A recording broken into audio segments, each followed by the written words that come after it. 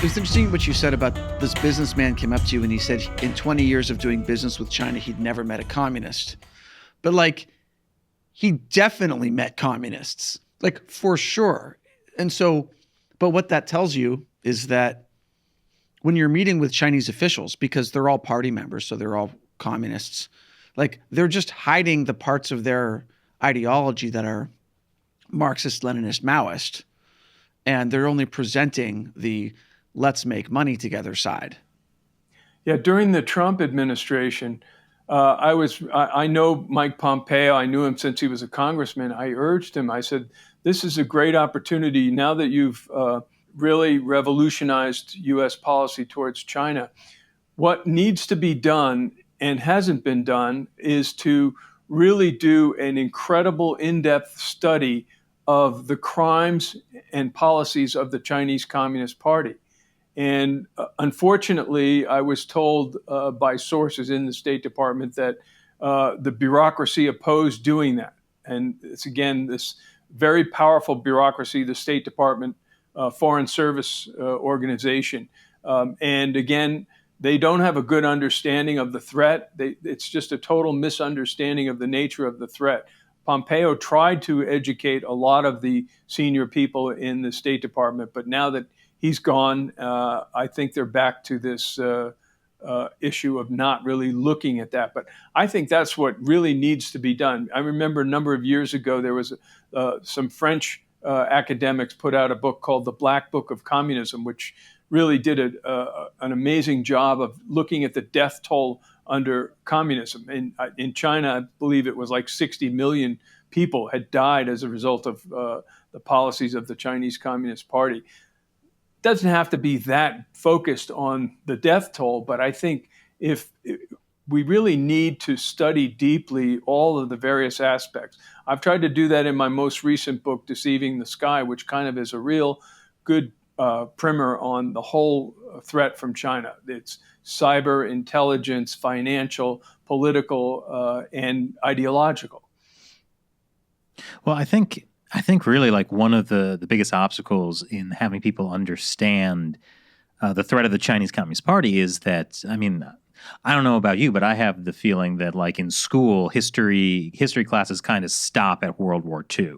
I don't know even if they make it that far. Yeah, like you don't really learn much about communism. You don't learn about the Soviet Union. I never remember learning about the Holodomor, the famine in Ukraine in school. You don't know about the whole history of, what the Cold War was, what it was about. You might learn Vietnam was bad, but that's about it. So there's just like, generations of Americans who don't know anything about communism, Marxism. Well, the solution is to keep children in high school until they're 27 and just teach them all the things about the 20th century.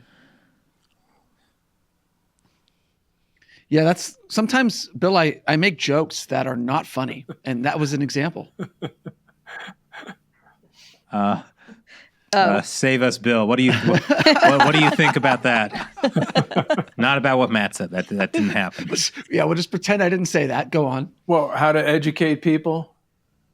Yeah, like why there's a lack of education about these topics, how people can learn about them.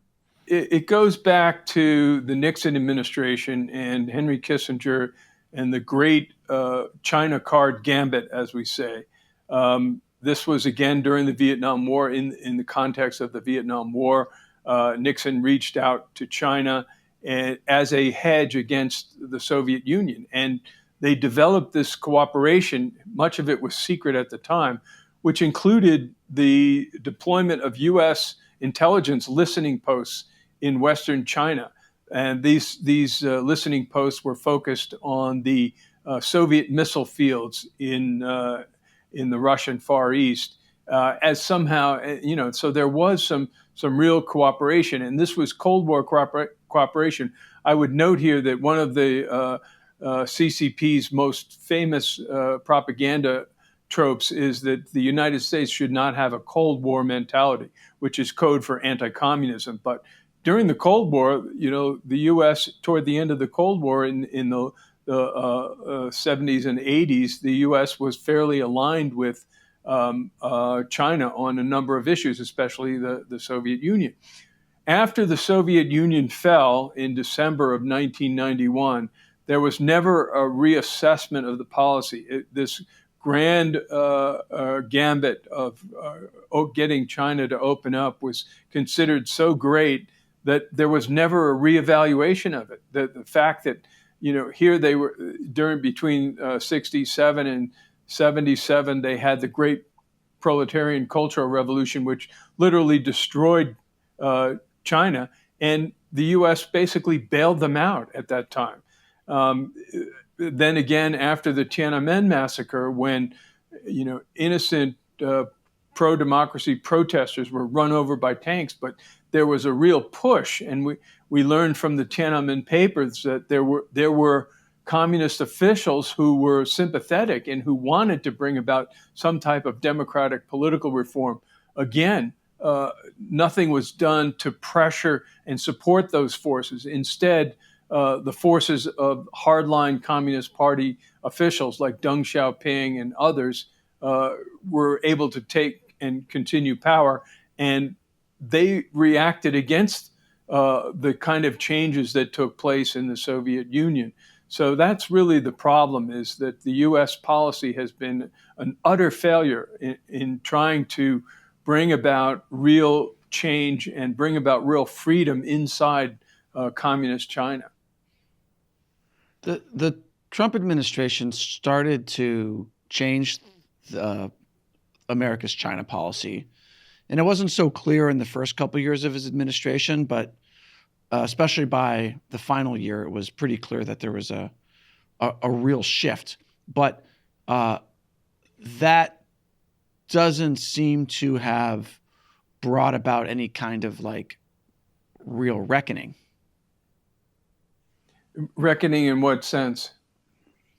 The U.S. still is generally trading with China in the same way it has been. In fact, trade with China has even gone up slightly in the last few years. Our medical supply chain is still absolutely dependent on China, despite COVID. Right, and despite tariffs, there's still a tremendous amount of trade with China.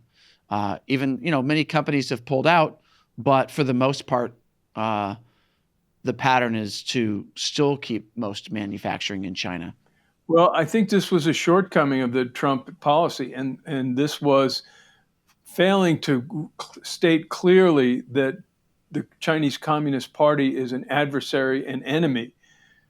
Instead, because of pressure from the business community and the decades of economic integration between China and the United States, they settled instead for this idea of strategic competitor. Now, it was an important step forward, but that has also sparked what we now call the decoupling debate. There are a number of people that say we should decouple. I agree completely. We should not be doing business. These financial companies are concerned about making money, and they don't realize that the investments that are being made in China are supporting the Chinese military and a genocidal regime, which is engaged in genocide in Xinjiang and probably Tibet as well. But what if that genocide is profitable? With slave labor, for example. Yeah, that's really cheap labor you can get from Uyghurs. Yeah, the Chinese have been engaged in that practice for quite some time. And again, I can remember not too long ago, there was a big push for a lot of American companies to avoid using prison labor, and it kind of went away. There was never a successful resolution to stating don't buy Chinese products, whether it's tennis shoes, sneakers, or whatever, if it's being made by prison labor. And I'm sure that that's still the case, but nothing was successful in cutting it off. We really need to begin decoupling from China. I think the recent blustering and warlike comments from Chinese leaders should be a cause for concern, and we should lead to disengaging economically and politically from China. It's not helping the people of China. It's helping to preserve a corrupt Chinese Communist Party dictatorship.